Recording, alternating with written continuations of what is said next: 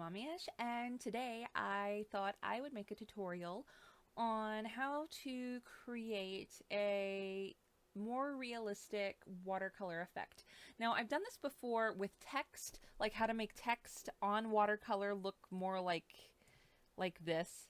This isn't my best version of that. I kind of did the cheap and easy way, but I've taught a tutorial on how to do that before.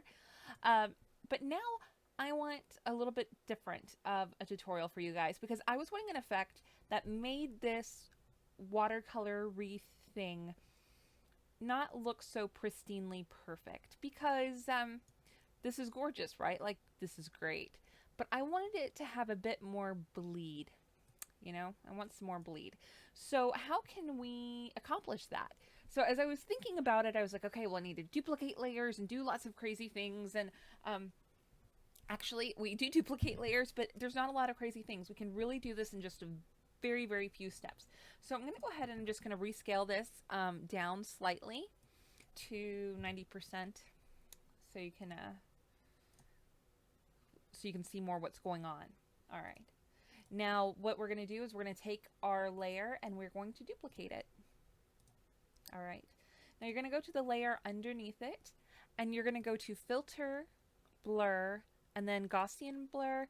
This is a pretty large image, so depending on the size of your image, the blur may need to be larger or smaller.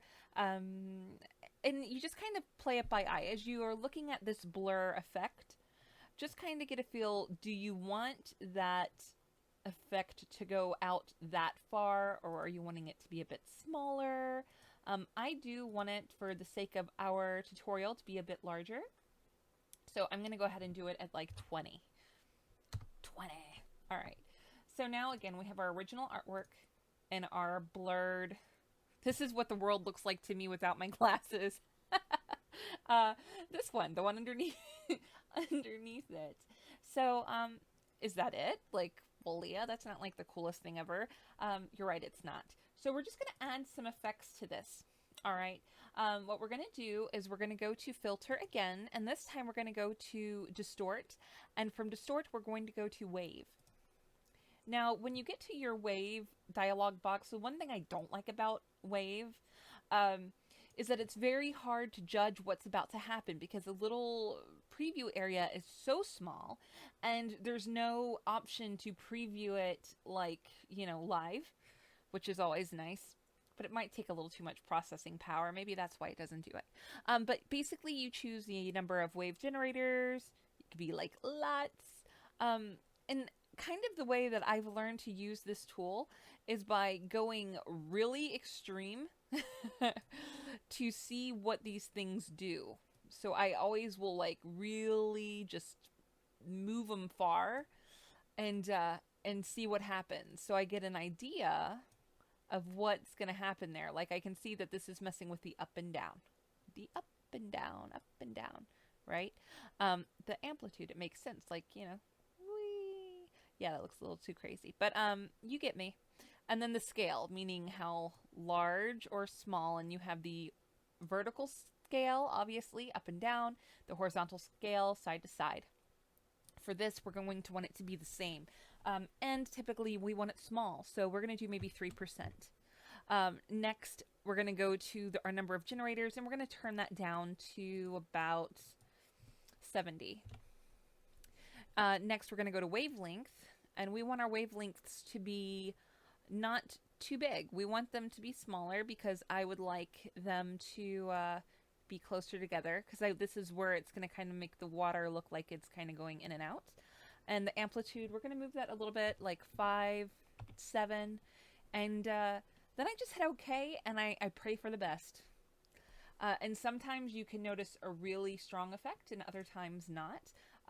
This is one of those times where I'm going to say that, here, let me close that so you can see. This is before and after, so the effect wasn't very strong. So then I know that I need to go back, right, and play again with the distort wave and turn up some of these numbers. Again, we want the wavelengths to be a small number. Maybe we need to turn up our amplitude a little bit. Yeah, Yeah, I can kind of see that it might be doing that.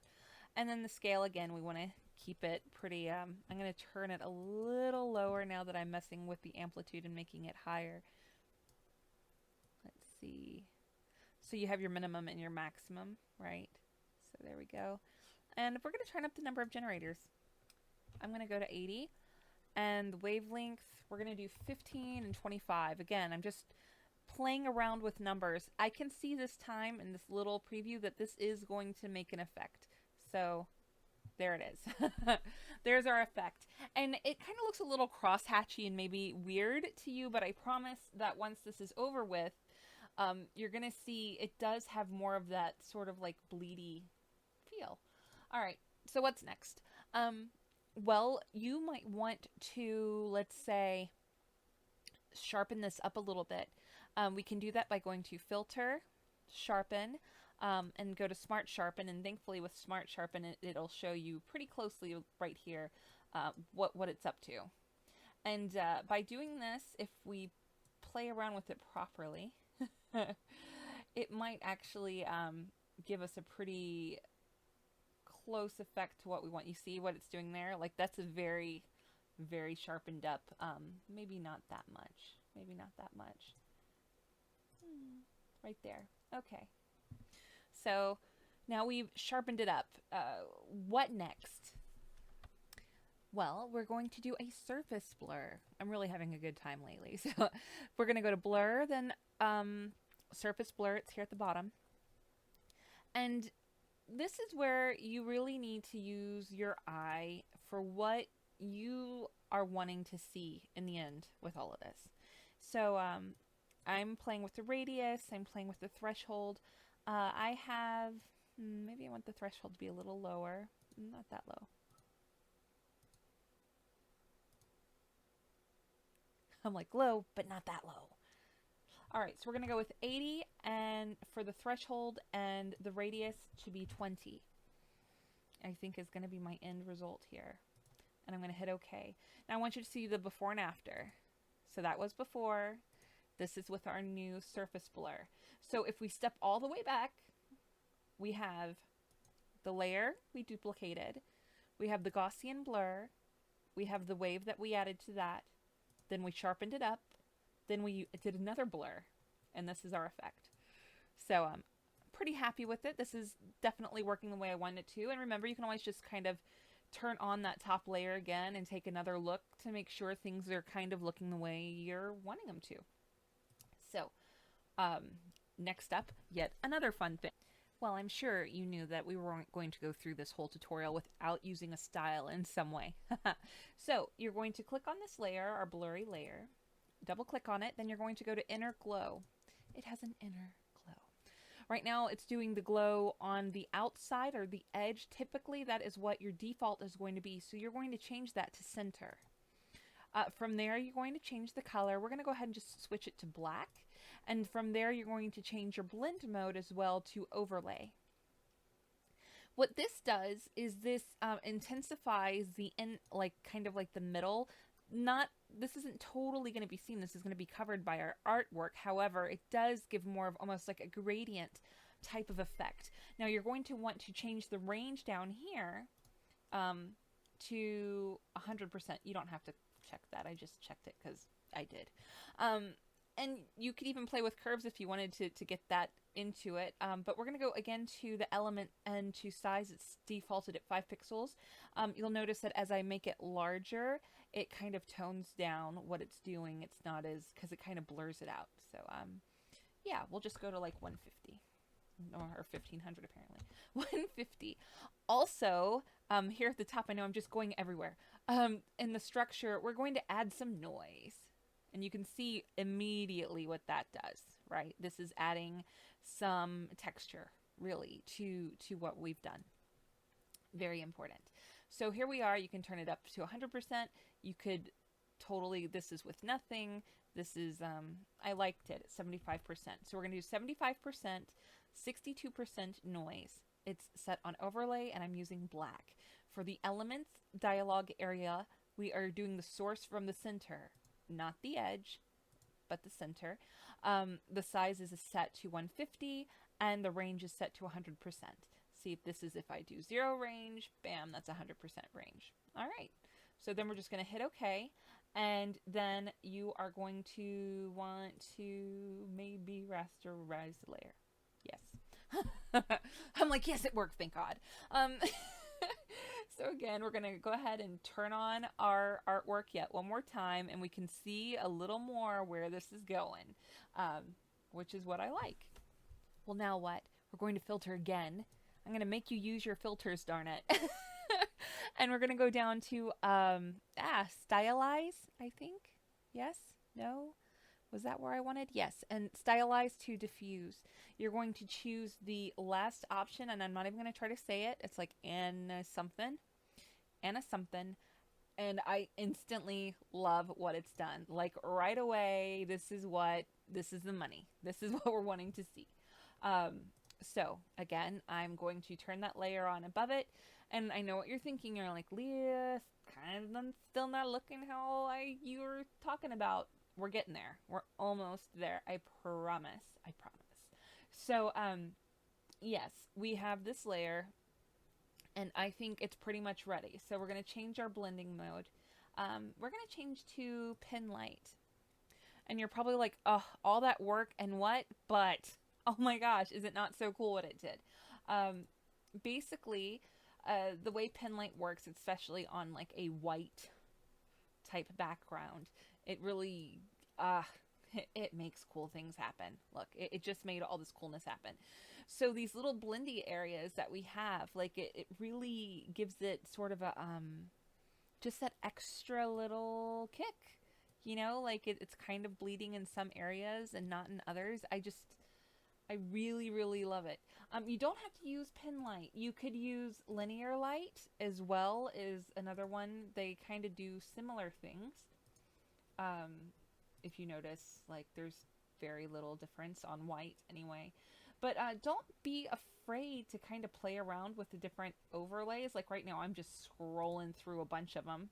That's multiply. Multiply is not doing what we want it to do, okay? Do not use multiply. Just telling you. Don't do it.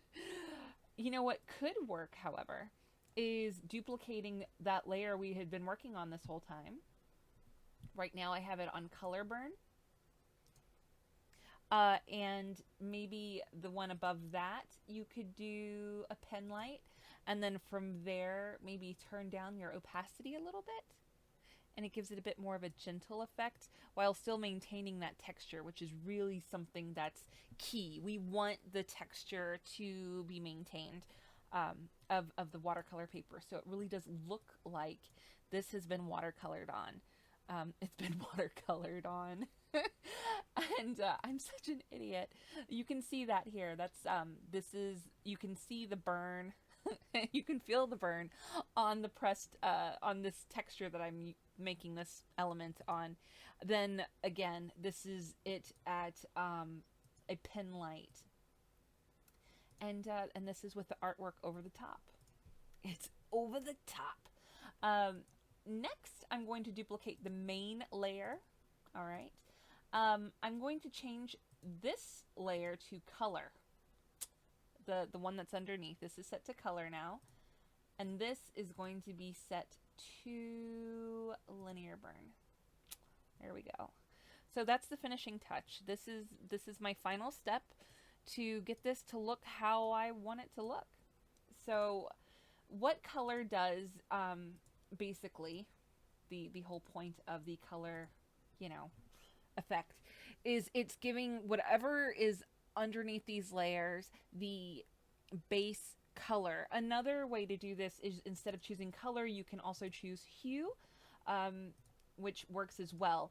For this, I think it may not turn out as vibrant if I end up using hue instead of color. Sometimes it's the same, sometimes it's more vibrant, just depending. If your color that you're starting with is vibrant or not. Hue takes the RGB hue, you know, the color, like 1 through 255 or whatever, and it bases it off of that, where color actually is basing it more off of the actual color. The color, you know, just the color. Anyway, crazy Leah moment. So yeah, this is it. So I'm gonna go ahead and duplicate this layer one more time, but we're not gonna have any effect on it. All right, and I'm gonna put all these together in their own little happy home. So all of this, all of this, we're gonna go to fit screen, right? This is the original, and this is after I played around with it. And I'm going to do the same thing again. We're going to zoom into this section right here. All right. Because I want you to be able to get a better feel for it. And again, this is really more detail work than anything. So this is before, which it looks perfectly fine and pretty. And this is after, where it looks much more part of the paper. Anyway, so that's my tutorial. It was several steps, I know, and hopefully not too overwhelming. What I want you to really get from this is not to be afraid to play with your filters in Photoshop, because they're really powerful. There's a lot you can do with them beyond, you know, the typical ones that we all rush to use, like, oh, we can blur and we can sharpen. Well, you can add so much more, and for things that you would never even imagine. So anyway, long tutorial, but once you get the hang of it, it will go fast. And yeah, that's it. So hopefully you enjoyed it, and have a fantastic day. Bye bye.